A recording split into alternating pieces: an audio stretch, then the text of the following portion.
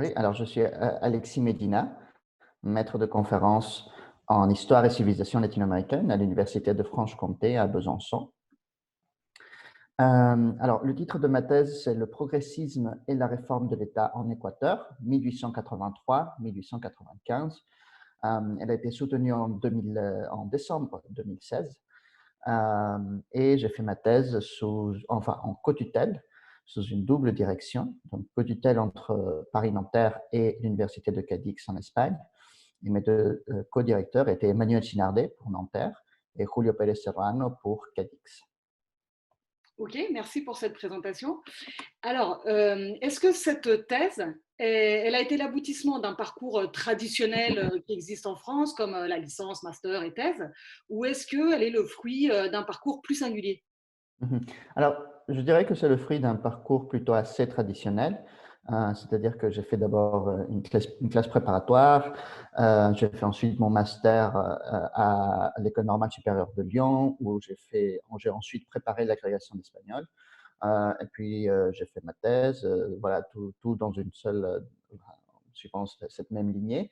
Alors, moi, je dirais qu'il y a cependant une particularité dans mon parcours, et c'est que j'ai toujours, si vous voulez, jonglé entre deux aspects, entre deux tendances. C'est-à-dire d'un côté l'espagnol et l'autre l'histoire. C'est-à-dire que quand j'étais en école préparatoire, par exemple, selon les années, je prenais soit l'option espagnole, soit l'option histoire.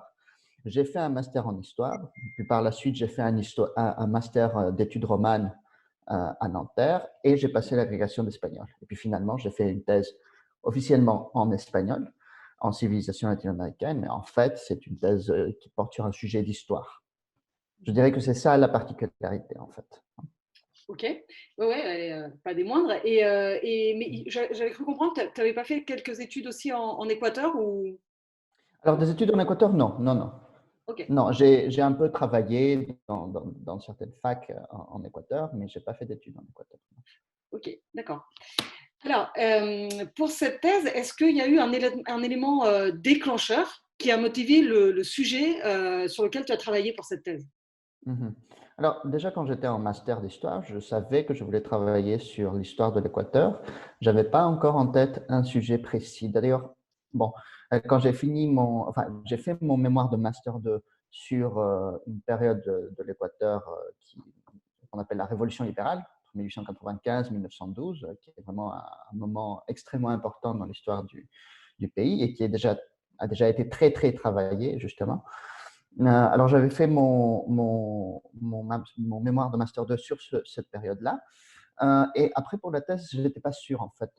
Au début, je voulais continuer sur cette période-là. Mais Emmanuelle Chinardet, qui était déjà ma directrice de mémoire en Master 2, et qui allait être ma directrice de thèse, m'a conseillé plutôt de travailler sur la période antérieure, c'est-à-dire ce qu'on appelle la période progressiste. C'est-à-dire une série de gouvernements qui essayent d'incarner un compromis entre les conservateurs et les libéraux, qui étaient les deux grands courants à l'époque, à la fin du 19e siècle en Équateur. Et c'est une période assez obscure qui a été assez peu travaillée. Donc, elle m'a conseillé plutôt de travailler sur cette période et moi, j'ai tout de suite accepté parce que je trouvais effectivement qu'il y avait beaucoup à faire. Mhm. D'accord. Et il n'y avait pas encore trop, comme tu dis, il n'y avait pas encore trop de choses de faites sur ce sujet dans un peu la Non, littérature historique. non, pas beaucoup, non, pas vraiment, non, non. Non, puisque on va dire, en tout cas, ces dernières années, l'attention des historiens se concentre surtout sur la période de la Révolution libérale, soit avant, au milieu du 19e siècle, ce qu'on appelle la période garcienne, c'est-à-dire la période dominée par le président conservateur Gabriel García Moreno, parce qu'en fait, ça représente en quelque sorte deux antipodes, si vous voulez. C'est-à-dire d'un côté la période ultra-conservatrice des années 1860-70, puis la Révolution libérale, qui construit un État laïque, qui mène une politique de sécularisation des institutions, etc. Mais cette période du milieu, en fait, a été plutôt négligée. Mhm. Ok. Et du coup, qu'est-ce que tu as cherché à démontrer dans cette thèse? Disons, quelle est Mhm. la thèse en fait de ta thèse? Oui. En fait, bon, un certain nombre de choses, mais d'un côté, essayer de définir l'identité de ce courant politique qu'est le progressisme, par rapport au libéralisme et au conservatisme. Hein. C'est-à-dire que très souvent, le progressisme est réduit dans l'historiographie traditionnelle à tout simplement une sorte de variante de conservatisme. Hein. Un conservatisme un peu plus ouvert, un peu plus tolérant avec les oppositions, etc. Euh, Prêt éventuellement à une sécularisation, mais négociée avec le Vatican. Hein. Et en fait, moi, je me suis attaché à montrer que le progressisme, en fait, c'était un troisième courant à part entière et qui avait sa propre identité. Donc, c'est ce que j'ai essayé de montrer.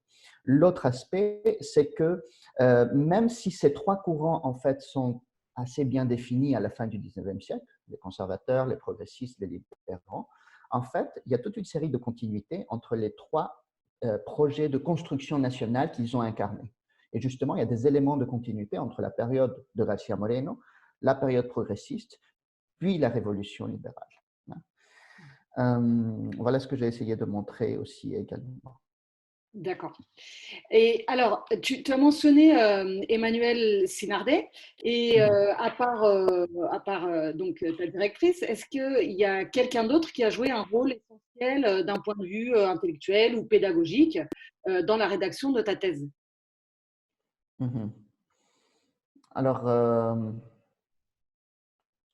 oui, alors, je ne sais pas s'il y a une personne en particulier, mais je dirais que c'est aussi le résultat de toute une série de rencontres euh, avec plusieurs personnes. Hein. D'abord avec les collègues de Nanterre aussi, hein, au sein du groupe de recherche sur l'État, la culture et la nation, le GRECUN, avec qui j'avais pu échanger sur ma thèse.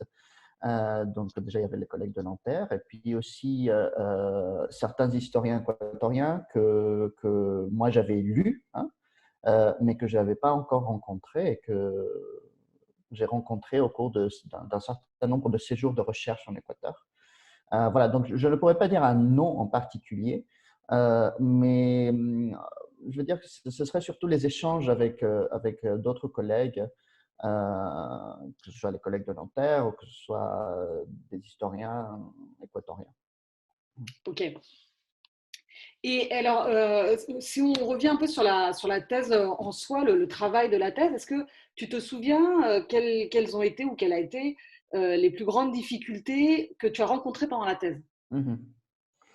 Alors, il y en avait un certain nombre. D'un côté, justement, alors, le fait que ce soit un thème assez peu traité, à la fois, c'est une chance et ça pose aussi une difficulté. Alors, c'est une chance dans la mesure où on peut, en quelque sorte, ouvrir un chemin parce que c'est un thème assez peu travaillé.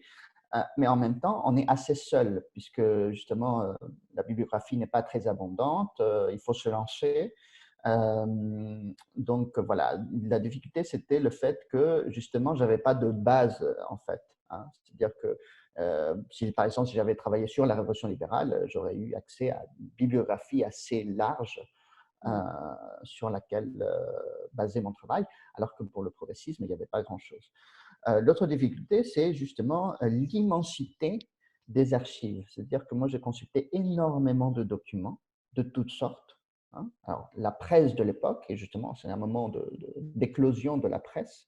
Donc, il y avait énormément de journaux. J'ai consulté près de 80 titres pour la période. Alors, pour certains, il y a un ou deux numéros, mais pour d'autres, bon, il s'agissait de quotidiens ou au moins des journaux hebdomadaires, mais qui ont duré plusieurs années. Et donc, évidemment, c'était une immense quantité d'informations qu'il a fallu essayer d'organiser et de sélectionner pour la thèse, etc.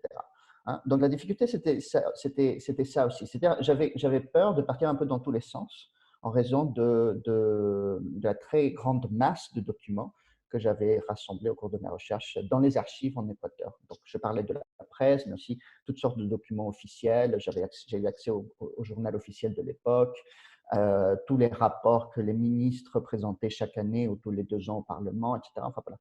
Toute une série de documents. Et c'était assez dur d'essayer de faire le tri pour la thèse, puisqu'évidemment, je ne pouvais pas tout aborder. Hein. Voilà. D'un autre côté, justement, comme c'est un thème qui était assez peu traité, il a fallu aussi sélectionner un peu les thématiques à aborder. Hein. Et d'ailleurs, ça m'a été reproché au moment de la soutenance. Par exemple, j'ai très peu évoqué la question de l'armée. Mais parce que dès le début, en fait, j'ai décidé de la laisser de côté parce que sinon, je ne m'en serais pas sorti parce que j'avais beaucoup de choses à aborder, hein. Par exemple, la politique de construction des voies de communication, les relations entre l'Église et l'État, la manière dont les partis politiques se définissent à cette époque, etc. Enfin, il y a beaucoup de choses. Donc, il y a eu des thématiques que j'ai dû sacrifier, que j'ai dû laisser de côté parce que je n'y serais pas arrivé. Enfin, je ne pouvais pas arriver à traiter tout cela en même temps. Donc, par exemple, j'ai laissé de côté cette question-là, la question de l'armée.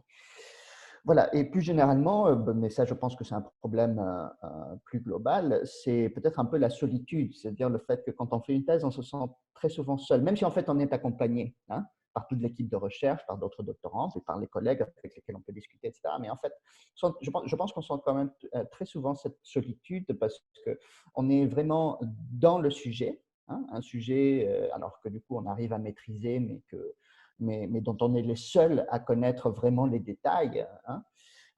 Donc ça, je pense que c'est un peu dur aussi à surmonter. Voilà. Hmm. Et alors, je reviens juste sur deux petites choses que tu as dites. Tu as parlé des thématiques, par exemple, la thématique de l'armée que tu avais dû mettre de côté. Est-ce que c'est des thématiques que tu pensais aborder en amont? Est-ce que tu avais défini un plan un peu clair et du coup, tu as dû abandonner au fur et à mesure? Ou est-ce que c'est au fur et à mesure, tu as trouvé tu as redéfini ou défini un plan au fur et à mesure de tes recherches, justement, si abondantes? Mhm. Oui, alors, on va dire, je me suis d'abord lancé dans les archives au tout début, hein. Et une fois que j'avais déjà accumulé une masse considérable de documents, j'ai essayé d'élaborer un plan provisoire Mhm. où j'avais déjà essayé de définir des points prioritaires à traiter. Mhm. Après, en cours de route, en révisant tous ces documents et puis déjà en essayant de mettre tout ça en ordre, bon, j'ai dû encore une fois adapter ce plan, hein, qui n'était pas fixe en fait, hein. Ça a évolué au cours de l'élaboration de la thèse, au fur et à mesure de mes lectures, alors non seulement de la bibliographie, mais tout simplement des archives de tout le corpus sur lequel j'avais décidé de travailler. Donc, ça a été en constante évolution, en fait, hein. C'est seulement au moment où j'étais prêt pour la rédaction, où j'avais déjà un plan défini et j'étais sûr de là où je voulais aller. Ok. Et par rapport aux archives, est-ce que tu as eu des difficultés d'accès aux archives ou comment ça s'est passé? Tu l'as fait Oui. surtout en Équateur, enfin, ou seulement en Équateur, cette recherche d'archives ou, Alors, je l'ai faite presque exclusivement en Équateur. Alors, en France, j'ai fait aussi quelques recherches, mais ce n'était pas énorme, hein. J'ai fait quelques recherches aux archives du ministère des Affaires étrangères à La Courneuve. Mhm. Euh, Parce que je voulais savoir un peu quel était le regard des diplomates français qui se trouvaient en Équateur. Donc voilà, j'ai fait quelques recherches à La Courneuve, mais sinon, c'était presque exclusivement en Équateur. Alors, j'ai pas eu de difficultés particulières parce que, au moins pour les types de documents qui m'intéressaient, c'est-à-dire tous ces documents officiels, la presse, mais aussi toute une série de de pamphlets, de feuilles volantes, etc., publiés à cette époque-là, sont assez accessibles, Mhm. soit dans des archives publiques, hein, les archives de l'Assemblée nationale, les archives nationales, les archives du ministère de la Culture, ou dans des archives privées, une bibliothèque jésuite, hein, la bibliothèque Aurelio Espinosa Polit, qui a la particularité d'avoir numérisé une bonne partie de ces documents. C'est-à-dire qu'on peut aller dans cette bibliothèque et chercher en version numérique les journaux dont dispose la bibliothèque, etc. Donc, je n'ai pas eu de difficulté particulière pour l'accès aux archives. En fait, la difficulté, ça a été plutôt après. Que faire avec cette grande quantité de documents? Le tri, quoi. D'accord. Oui. Ok, d'accord. Alors maintenant, on va se concentrer un peu sur le jour un peu de la soutenance. Et alors, pour commencer, est-ce que tu pourrais me dire quels étaient les professeurs qui composaient ton jury? Oui, alors évidemment, il y avait mes deux co-directeurs, donc Emmanuel Sinardé et Julio Pérez Serrano. Alors, j'ai eu beaucoup de chance parce que finalement, là, je connaissais 5 membres du jury sur 6, hein, parce que, outre mes deux directeurs de thèse, il y avait aussi Catherine Eman, qui était la présidente du jury, mais en fait, je la connaissais parce que c'était une collègue à Nanterre. Mhm. Et quant aux deux rapporteurs externes, Álvaro de la Llosa à Lyon 2 et Françoise Martinez, qui à l'époque était à La Rochelle, c'était deux anciens collègues aussi, hein. C'est-à-dire que quand moi j'ai commencé ma thèse, eux, ils étaient encore maîtres de conférence à Nanterre. Et c'était en cours de route qu'ils sont partis, qu'ils ont obtenu leur poste ailleurs, hein. Et du coup, on s'est tous retrouvés pour ma soutenance. Donc, je connaissais tous les membres du jury. La seule personne que je ne connaissais pas, c'était le deuxième membre du jury de Cadix, parce qu'il fallait deux membres pour chaque université, donc deux pour Nanterre, donc Emmanuel Sinardé et Catherine Eman, et deux pour Cadix, donc c'était Julio Pérez Serrano et Concepción Reverte Bernal. Mais moi, je ne connaissais pas cette deuxième personne. Voilà, mais c'était la seule personne que je ne connaissais pas. Tous les autres, je les connaissais. C'était des collègues, des anciens collègues. Ok. Et du coup, est-ce que ça a atténué un peu le stress? Enfin, d'ailleurs, si toutefois tu as ressenti du stress, quel souvenir tu as de ce jour en fait, de soutenance? Alors, j'étais quand même un peu stressé, hein, même si c'était en général des personnes que je connaissais déjà. Alors, déjà, quelques semaines avant la soutenance, j'avais reçu les pré-rapports, hein, qui indiquent quand même un peu dans quelle direction pourrait aller la soutenance. Et comme les deux rapports étaient plutôt relativement bons, alors il y avait quelques critiques, évidemment, il y en a toujours, hein. Euh, du coup, j'ai pu préparer ma soutenance dans un état d'esprit relativement serein, même si effectivement j'étais quand même un peu stressé en amont et puis le jour même, hein, bien sûr.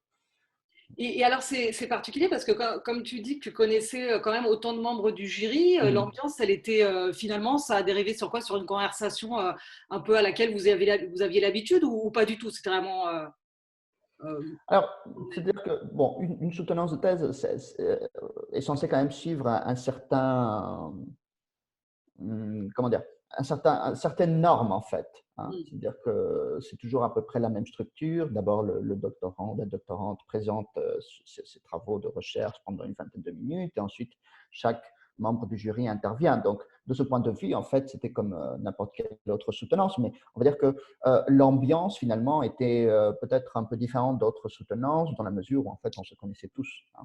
mhm. Ok. Mm. Et alors, cette thèse et tout ce travail donc, que tu as fait pour la thèse, dans quelle mesure enfin, dans quelle mesure l'enseignant-chercheur que tu es aujourd'hui, il a été modelé par toutes les Mhm. recherches que tu as fait pour ta thèse? Mhm. Oui, alors je pense que dans mon cas, ça a eu une influence vraiment très grande parce que même si aujourd'hui, alors d'un côté, j'essaye d'approfondir des aspects que j'ai déjà commencé à travailler dans ma thèse pour cette même période. Euh, J'essaye aussi de travailler un peu sur d'autres périodes. En ce moment, j'essaie de remonter un petit peu plus tôt dans le 19e siècle aussi. Mais même dans ce cas-là, je pense que la thèse a marqué vraiment tout ce que je fais aujourd'hui en tant qu'enseignant-chercheur. D'abord parce que cela m'a appris à travailler sur le temps long, hein, voilà, faire un travail de longue haleine, hein, puisque moi j'ai fait ma thèse en 5 ans, hein. Et effectivement, à me rendre compte que la recherche, c'est ça aussi, c'est un travail long, sur le temps long, hein. On ne peut pas avoir de résultats immédiats. Il faut être patient euh, et être rigoureux et exigeant avec soi-même aussi, hein. Ok. Et par rapport au côté, par rapport à ta relation avec les élèves, avec tes enseignements, Mhm, ou dans ta préparation de ce que tu fais pour eux, est-ce que tu sens que ça a modelé aussi ce que mhm. tu es devenu, enfin le professeur que tu es devenu? Oui.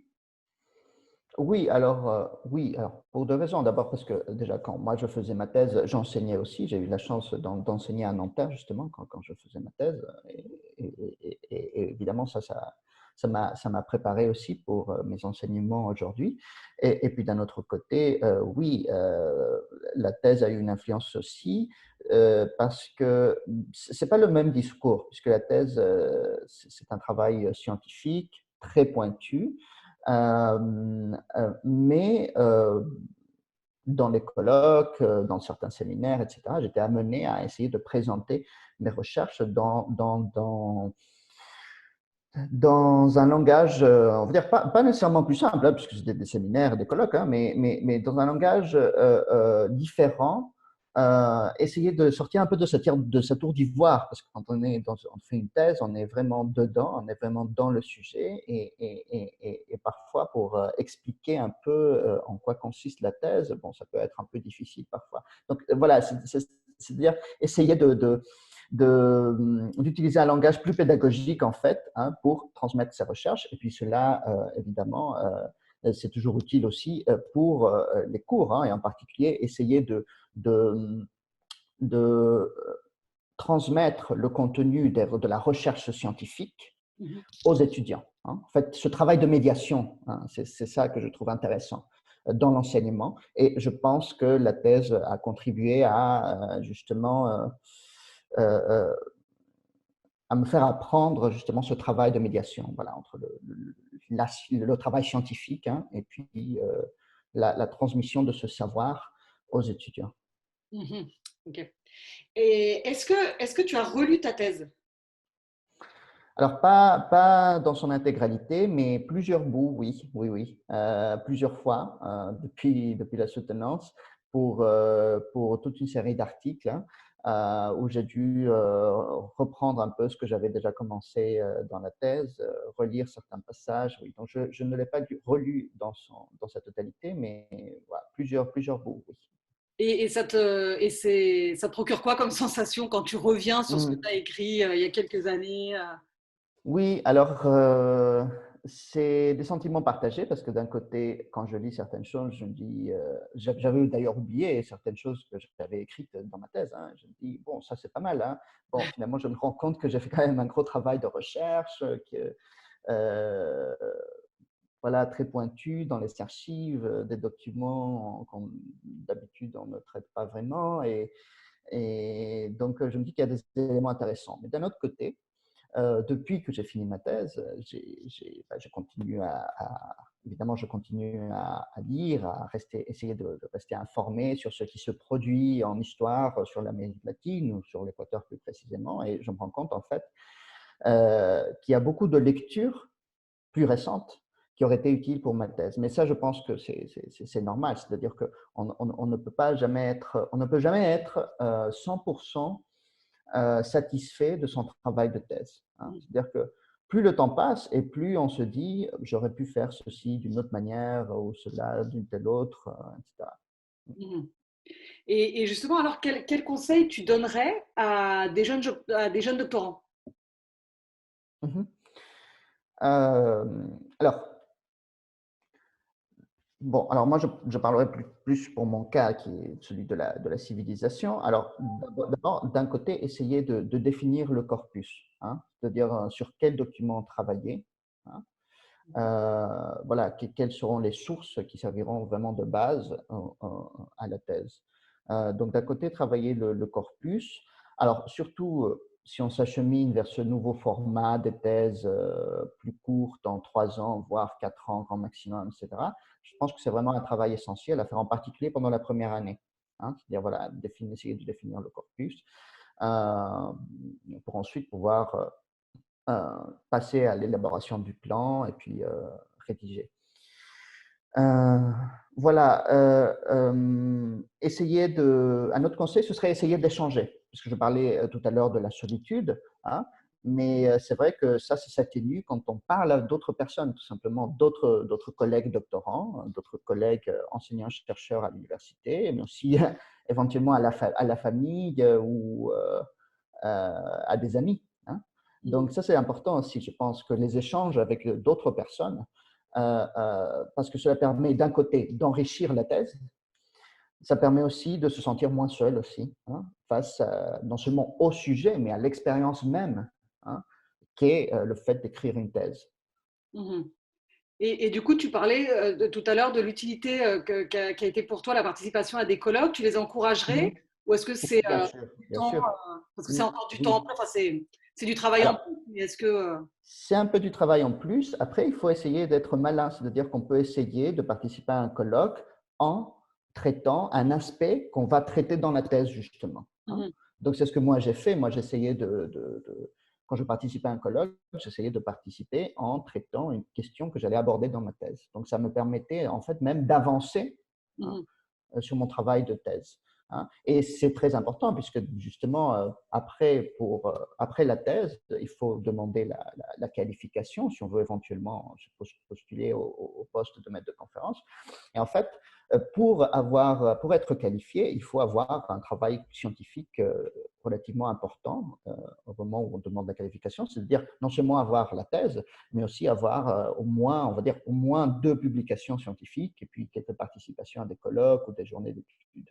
Donc, c'est vraiment important. Hein. Moi, j'encouragerais les doctorants, les doctorantes à participer à justement des séminaires, des colloques, etc. Alors, évidemment, sans exagérer, c'est-à-dire qu'il ne faut pas se disperser non plus. Hein, mais on va dire sur la durée de la thèse, essayer de participer peut-être à un colloque par an, peut-être, hein, je ne sais pas, je donne ce chiffre, enfin, voilà, c'est une moyenne, mais on va dire, voilà, c'est quand même important de participer à ce genre d'événements scientifiques.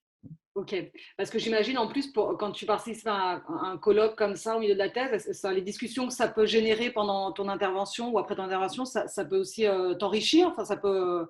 Ou Bien c'est. sûr, ah, bien sûr, c'est sûr. Ah, oui, ça c'est sûr, ça c'est certain. Ça peut enrichir, bien sûr, euh, oui, le sujet, enfin la manière dont on traite le sujet, etc. Bien sûr. Mm, ok. Et alors, pour finir, est-ce que tu pourrais nous lire la première phrase de ta thèse et en faire un commentaire si Mhm, ça t'en suscite? mhm.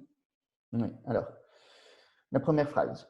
Lors de sa cérémonie d'investiture, le 17 août 1888, le nouveau président équatorien, Antonio Flores, au pouvoir de 1888 à 1892, se définit comme le représentant d'un large courant qui se veut rassembleur et qui rejette les positions extrêmes et les clivages.